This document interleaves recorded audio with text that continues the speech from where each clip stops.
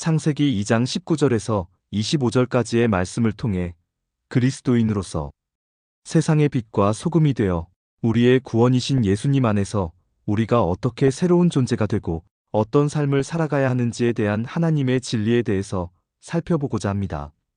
오늘 말씀을 통해 은혜와 진리가 충만한 시간이 되기를 바라며 우리가 이 말씀을 단순히 지식으로 받아들이기보다는 우리의 삶 속에서 살아 역사하는 하나님의 생명의 말씀으로 체험하기를 바라면서 창세기의 이 구절들은 인류의 기원보다는 구속사의 큰 그림 속에서 예수 그리스도의 사역과 생명과 진리의 성령께서 우리의 신앙생활에 대한 우리에게 계시하고자 하는 뜻을 살펴보고자 합니다. 창세기 2장 19절은 이렇게 말씀합니다. 구원이신 예수님께서 흙으로 각종 들짐승과 공중의 각종 새를 지으시고 아담에게로 이끌어 아담이 무엇이라고 부르나 보시니 아담이 각 생물을 부르는 것이 곧 그 이름이 되었더라. 이 구절에서 우리는 이름이라는 단어에 대해서 의구심이 들 수밖에 없습니다. 이 말씀은 예수님의 전지전능성을 보여주고 있으며 그 이름이 되었더라는 표현은 마치 태초에 천지를 창조하시며 빛이 있으라 하심에 빛이 있었고라는 말씀처럼 예수님의 말씀이 곧 현실이 되는 절대적인 권능을 의미하고 있습니다. 이는 단순한 언어적 명령이 아니라 존재를 규정하고 정체성을 부여하는 창조적 선언입니다. 예수님께서 새롭게 창조하신 생명들에게 이름을 부여하시는 것은 그 생명들의 존재 의미와 정체성을 예수님께서 직접 부여하시고 확정하신다는 뜻입니다. 인간의 언어로 이름을 짓는 행위는 제한적이지만 예수님께서 이름을 주시는 행위는 그 존재의 본질을 결정하는 신적 권능의 표현입니다. 이것은 우리가 세상 속에서 어떤 이름으로 불리든 우리의 참된 이름과 영원한 정체성은 오직 예수님 안에서 주어지고 완성된다는 것을 가르쳐 줍니다. 우리는 예수님께서 부르신 이름으로 존재하며 그 이름 안에서 우리의 소명을 찾아야 합니다. 우리는 세상의 유혹과 기준에 흔들리지 않고 오직 예수님께서 주신 정체성 위에서 견고하게 서야 합니다. 이 정체성은 세상이 줄 수도 없고 빼앗을 수도 없는 영원한 것입니다. 여기서 구원이신 예수님은 만물의 창조주이자 우리의 구원자 되시는 삼위일체 하나님의 한 역할이신 예수 그리스도를 의미하며 그분의 창조 사역을 강조합니다.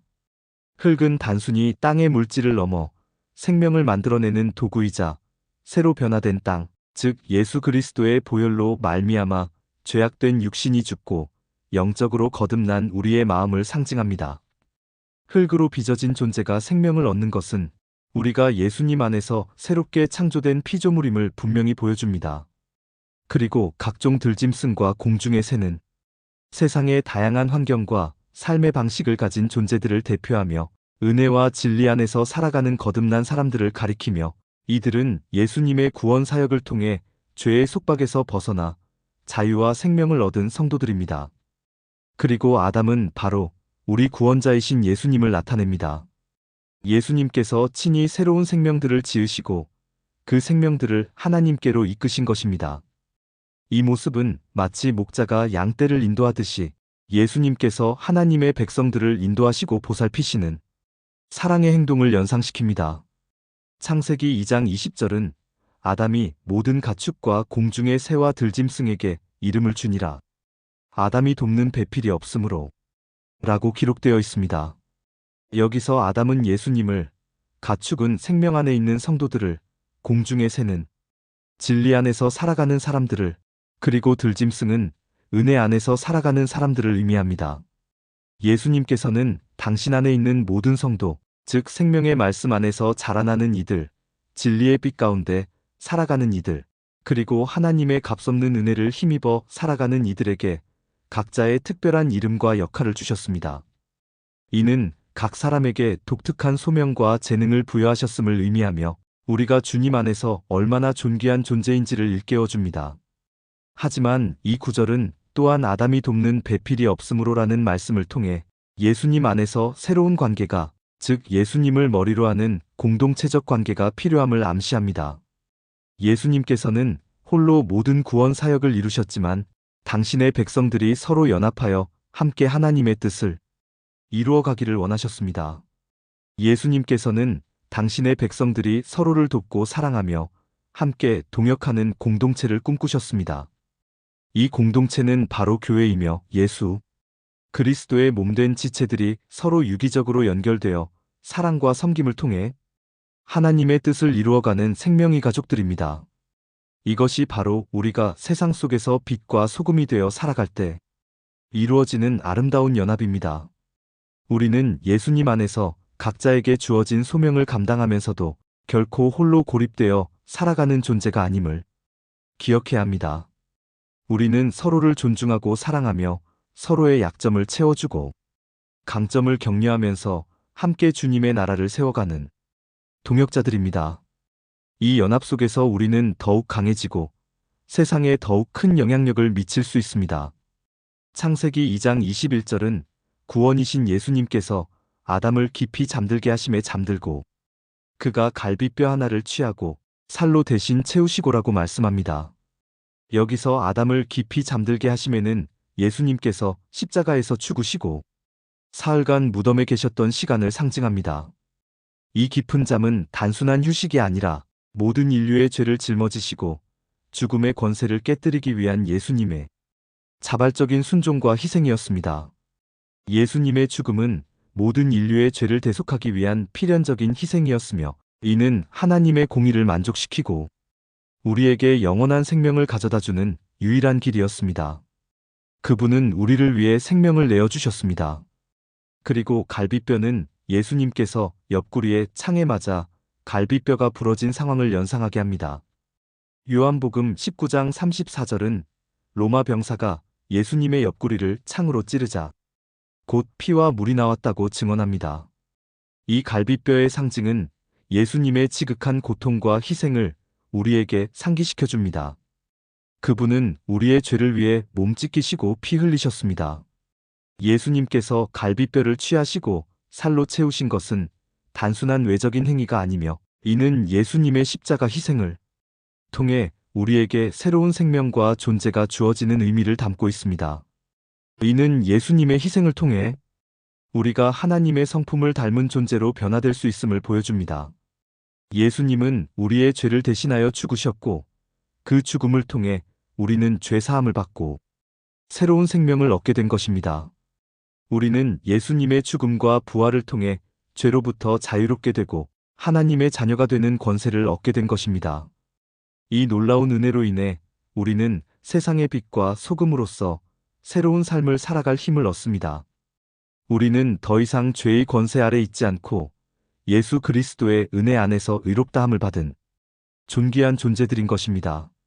창세기 2장 22절은 구원이신 예수님께서 아담에게서 취하신 갈비뼈로 여자를 만드시고 그를 아담에게로 이끌어 오시니라고 기록합니다. 여기서 여자를 만드시고는 단순히 한 명의 여성을 창조하는 것이 아니라 우리 믿음 안에 있는 사람으로 하여금 거듭나게 하시고 하나님의 성품으로 하나님의 생명의 세계로 인도하신다는 것을 의미합니다. 예수님께서 갈비뼈, 즉 예수님의 고통과 희생을 통해 새로운 존재를 만드신 것은 우리를 하나님의 성품으로 새롭게 빚으셨다는 뜻으로 생각해 볼 수 있습니다. 이 여자는 교회를 상징하며 예수 그리스도의 희생으로 말미암아 탄생한 생명의 공동체인 교회를 의미합니다. 또한 여기서 물과 피를 흘리시고는 하나님의 성품과 생명으로 나타내주며 이는 요한일서 5장 6절에서 이는 물과 피로 임하신 이시니 곧 예수 그리스도시라고 말씀하는 것처럼 예수님의 인성과 신성을 동시에 드러내는 증거이자 구원의 확증입니다. 물은 정결케 하는 성례와 성령과 예수님의 성품을 상징하며 피는 대속의 은혜와 새 언약 그리고 예수님의 생명을 상징합니다. 그리고 그 새로운 존재를 아담, 즉 예수님께로 이끌어 오신 것은 우리가 예수님과의 깊은 관계 속에서만 참된 생명과 정체성을 찾을 수 있음을 보여주고 있습니다. 우리가 예수님께로 나아갈 때 비로소 우리의 존재의 의미와 목적을 깨닫게 됩니다. 우리는 예수님을 통해 하나님의 자녀가 되었으며 예수님의 성품을 닮아가는 존재로 성장해야 합니다. 예수님의 사랑, 온유함, 겸손, 희생 등은 우리가 본받아야 할 하나님의 성품의 구체적인 모습들입니다. 이것이 바로 우리가 세상 속에서 예수님의 사랑과 진리를 증거하며 살아갈 때 나타나는 아름다운 모습입니다. 우리는 예수님 안에서 새로운 피조물이 되었고 그 새로운 존재로서 세상에 선한 영향력을 끼쳐야 합니다. 우리는 빛을 비추어 어둠을 밝히고 소금의 역할을 감당하여 세상의 부패를 막고 맛을 내는 존재가 되어야 합니다. 이는 단순히 도덕적인 삶을 넘어 예수 그리스도의 생명이 우리 안에 역사하는 역동적인 삶을 의미합니다. 창세기 2장 23절은 아담이 이르되 이는 내 뼈 중에 뼈요 살 중에 살이라 이것을 남자에게서 취하였은즉 여자라 부르리라 하니라고 말씀합니다. 이 말씀은 예수님께서 예수님의 희생을 통해 창조된 새로운 존재들을 향한 깊은 사랑과 인정을 보여줍니다. 예수님께서는 우리를 예수님의 몸의 지체로 여기시고 예수님과 동일한 가치와 존재로 인정하십니다. 내 뼈 중에 뼈요 살 중에 살이라는 표현은 가장 깊은 연합과 본질적인 동일성을 나타내며 우리와 예수님 사이에 끊을 수 없는 생명의 유대 관계가 형성되었으며 그리스도 안에서 한 몸을 이룬 지체들입니다. 이어지는 24절은 이러므로 남자가 부모를 떠나 그의 아내와 합하여 둘이 한 몸을 이룰지로다라고 말씀합니다.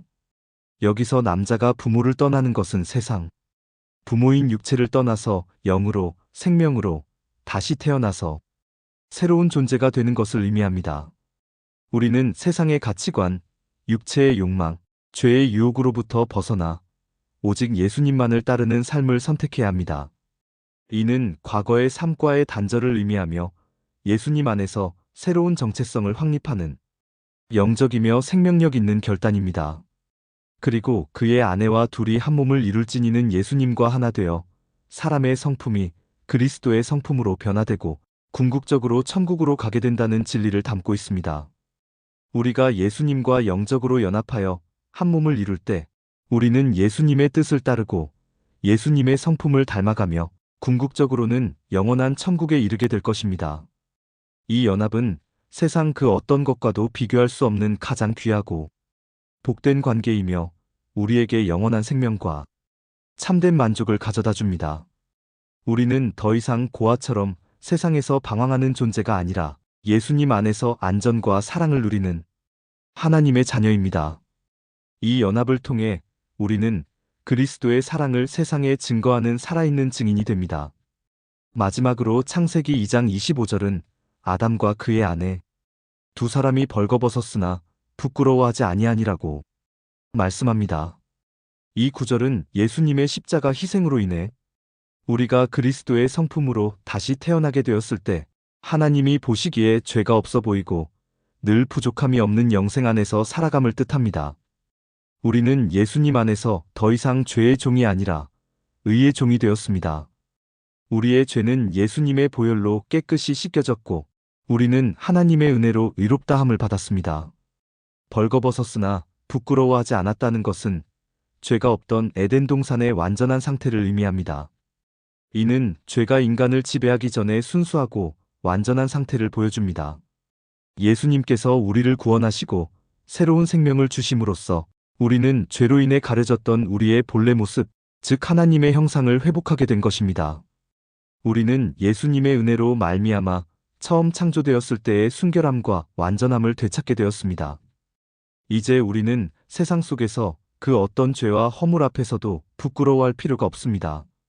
왜냐하면 예수님의 보혈로 모든 죄가 깨끗하게 씻겨졌고 우리는 하나님의 사랑 안에서 완전한 존재가 되었기 때문입니다.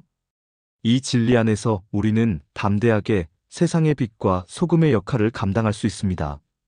우리는 죄의식이나 정죄감에 묶이지 않고 하나님의 자녀로서 당당하고 자유롭게 살아갈 수 있습니다.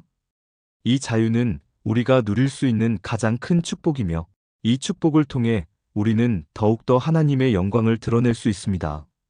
오늘 우리는 창세기 2장 19절에서 25절까지의 말씀을 통해 구원이신 예수님의 놀라운 창조와 희생, 그리고 우리를 향한 그분의 지극한 사랑을 깊이 느끼면서 우리는 예수님 안에서 새로운 이름과 정체성을 부여받았고 예수님의 십자가 희생을 통해 하나님의 성품으로 거듭난 존재가 되었습니다. 이제 우리는 세상의 육체를 떠나 예수님과 한 몸을 이루어 그리스도의 성품으로 천국을 향해 나아가는 자들입니다.